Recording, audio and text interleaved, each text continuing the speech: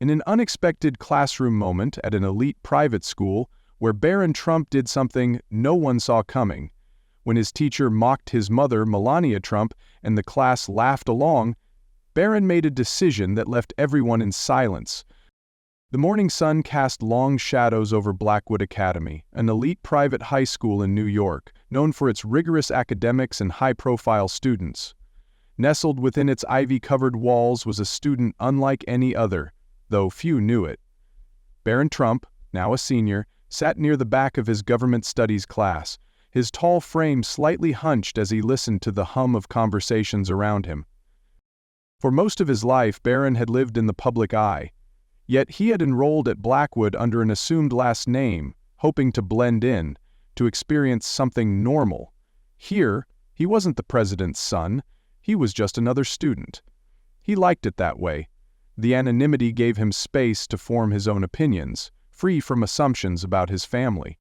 At the front of the room, Mr. Jonathan Reeves, a sharp, charismatic teacher with a reputation for controversial discussions, leaned against his desk, flipping through his notes. His class was one of the most popular at Blackwood, known for heated debates and thought-provoking lessons on politics and media. As the bell rang and students settled into their seats, Mr. Reeves looked up with a knowing smile.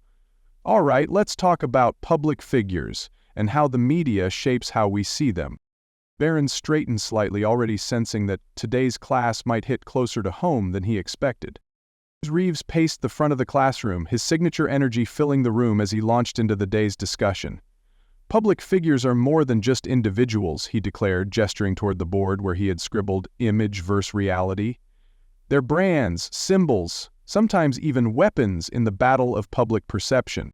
The class leaned in, eager for what was sure to be another lively debate. Blackwood students were no strangers to discussions about politics and media influence. Many had parents in government, entertainment, or finance.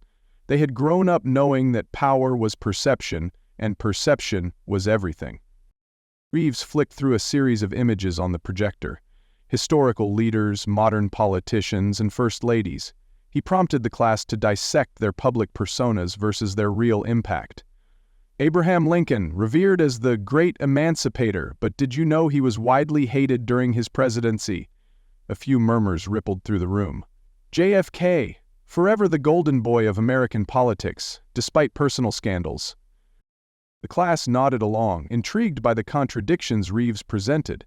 Then, with a knowing smile, he clicked to the next slide. Melania Trump. The shift in energy was subtle but immediate. A few students exchanged glances, a couple chuckled under their breath. Barron remained still, his expression unreadable, but inside he could already feel the weight of what was coming. Reeves smirked. "Now, here's an interesting case," he said, his voice laced with anticipation. "A woman admired for her beauty and elegance, but what does she actually represent?" The room stirred, students ready to pick apart the image of the woman on the screen. Barron braced himself. The conversation had turned personal. Mr. Reeves leaned against his desk, smirking slightly as he gestured toward the projected image of Melania Trump. "Now here's a case study in public perception," he began, his tone carrying an edge of amusement. "A former model turned first lady. Admired by some, dismissed by others. But let's ask the real question, what does she actually stand for?" A few students chuckled while others exchanged knowing glances. Barron remained motionless, his fingers curled slightly against his desk, but his expression gave nothing away. "Look at how the media portrays her," Reeves continued. "She's often seen but rarely heard. When she does speak, it's in carefully measured words, never too much, never too bold. Is that grace? Or is it just silence mistaken for elegance?" Laughter rippled through the class, emboldening Reeves further. "And then there's the Be Best campaign," he added, shaking his head. "An anti-bullying initiative launched while her own husband was arguably the biggest cyberbully on the planet. The irony, folks, is almost poetic." Barron felt the heat rise in his chest, but he kept his posture steady, controlled. He had spent years watching his mother endure these kinds of critiques, listening as people reduced her to nothing more than a pretty face, a shadow in the background of history. But he had also seen the real her, the woman who spoke 5 languages, who carried herself with dignity in the face of relentless scrutiny, who had never asked to be in the political spotlight but embraced it for the sake of her family. "So what do we think?" Reeves asked, turning to the class. "Is she an icon of class and restraint, or just a relic of an outdated ideal?" A few hands shot up, eager to weigh in. The consensus was clear. Melania was more image than substance, more mannequin than leader. The laughter grew, and Barron could feel his pulse in his ears. For years he had stayed silent, letting the world form its own judgments about his family. But this time he wasn't sure he could let it slide. The laughter in the room was still lingering when Barron felt a shift within himself. A moment of clarity, a quiet but undeniable sense of resolve. For years he had been taught to ignore the noise, to let people talk. His family had endured constant criticism, mockery, and speculation, and he had always followed the rule: stay silent, stay composed, never react. But this felt different.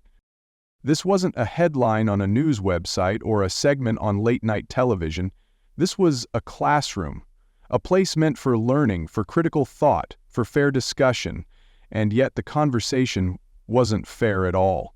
It had shifted from analysis to ridicule, from discussion to entertainment. Barron's fingers curled into a loose fist, his mind racing through the things he wanted to say. He could feel the weight of his last name pressing down on him, reminding him that whatever he did next would not go unnoticed. If he spoke up, it wouldn't just be a classroom debate. It would become something bigger. He took a slow breath. Then, with deliberate composure, he raised his hand. The room fell silent almost instantly. Mr. Reeves, who had been preparing to take another student's comment, hesitated. He blinked, clearly surprised. Barron rarely spoke in class, and when he did, it was brief, thoughtful, and never confrontational. "Yes," Reeves said, tilting his head slightly, amusement still lingering in his expression. "You have something to add?" Barron stood slowly, his tall frame making him appear even more imposing than usual. He wasn't rushing, wasn't stumbling over his thoughts. When he spoke, his voice was calm, clear, and deliberate. "I think you're missing something important," he said. A ripple of intrigue moved through the class. Heads turned. Students who had been half listening before were now locked in. Reeves crossed his arms, intrigued. "Oh?" he said, as if inviting a challenge. "And what would that be?"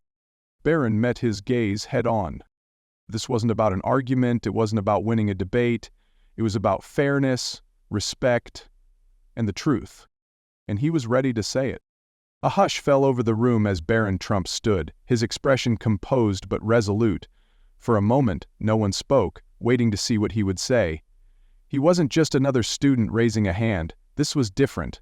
The quietest person in the room was about to challenge the loudest voice. "You talk about my mother as if she's just an image," Barron began, his tone even but firm, "a caricature of what society wants her to be. But have you ever stopped to consider the humanity behind the headlines?" A flicker of surprise crossed Mr. Reeves' face, but he quickly masked it, nodding for Barron to continue.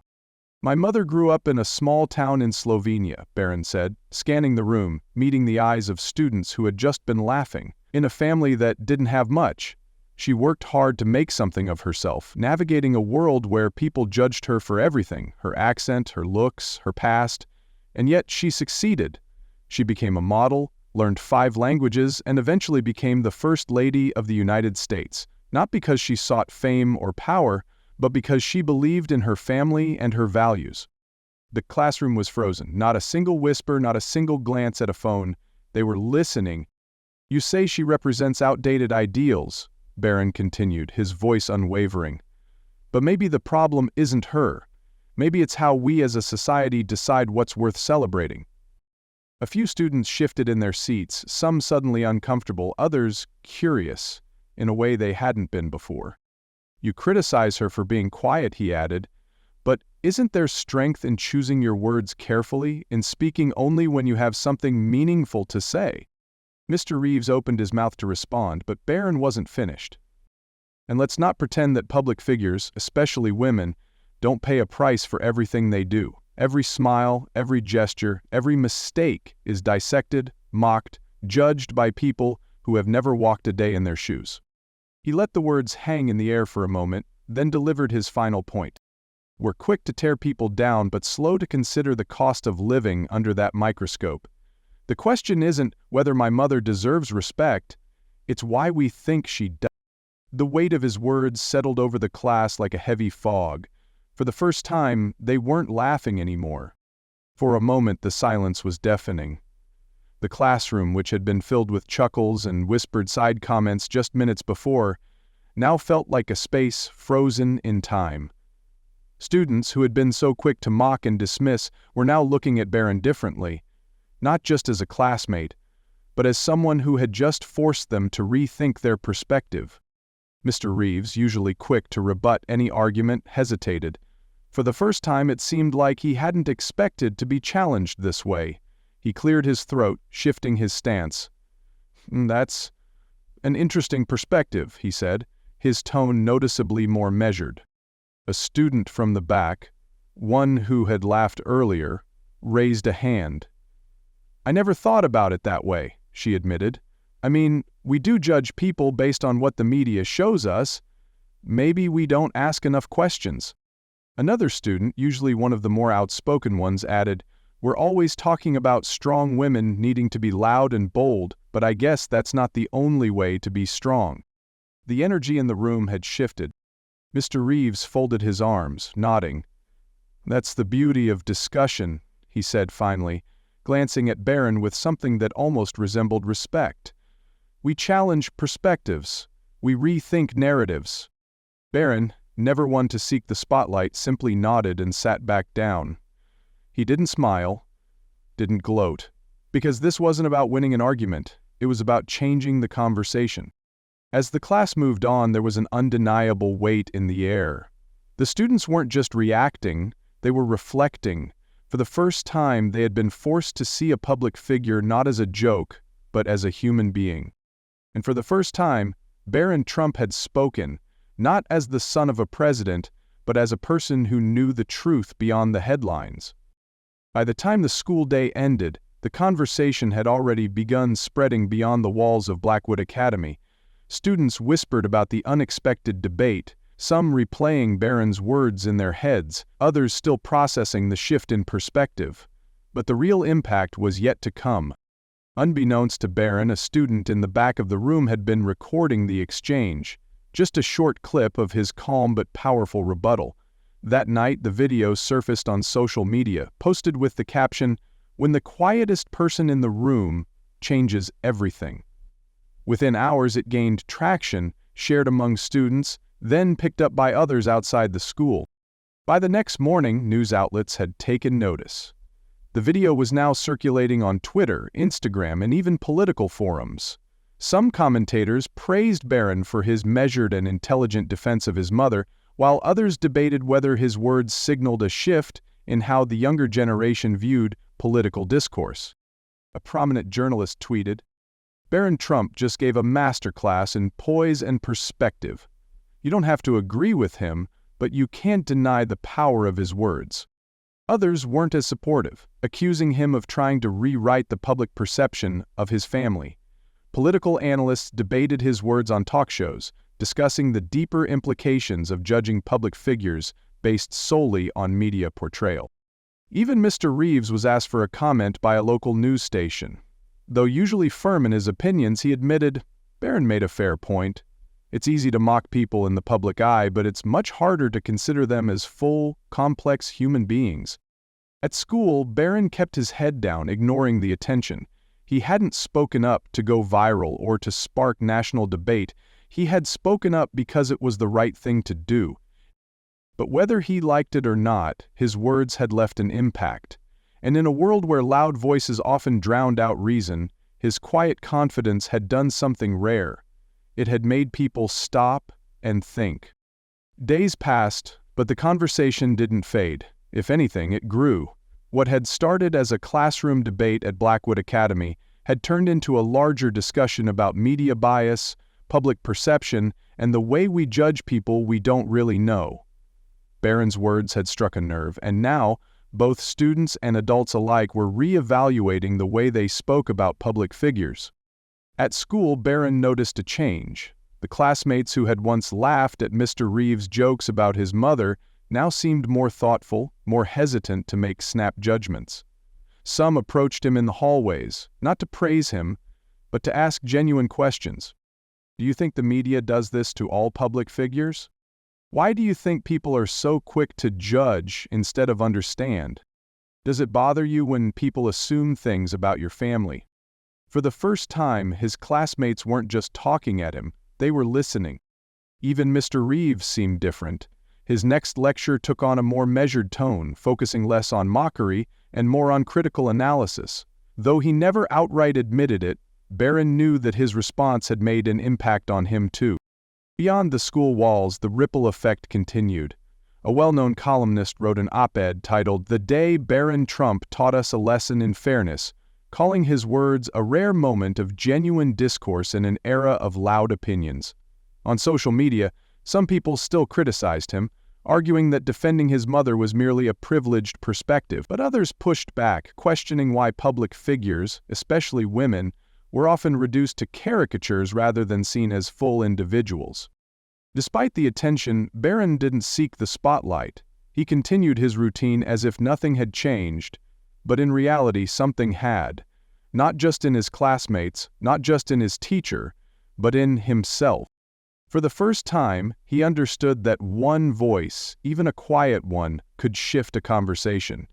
He had spoken up not to win an argument, but to challenge the way people think. And in the end, that was the greatest victory of all. The story of Barron Trump speaking up in class is a powerful reminder that one voice, no matter how quiet, can change a conversation. In a world where public figures are often reduced to headlines, memes, and sound bites, we rarely stop to consider the full complexity of the people being discussed. Barron's decision to challenge the mockery of his mother wasn't about politics or family loyalty. It was about fairness, respect, and critical thinking. His response forced his classmates, his teacher, and even the public to rethink how they judged people they had never met. It showed that strength isn't always loud, and that sometimes the most impactful statements come from those who choose their words carefully.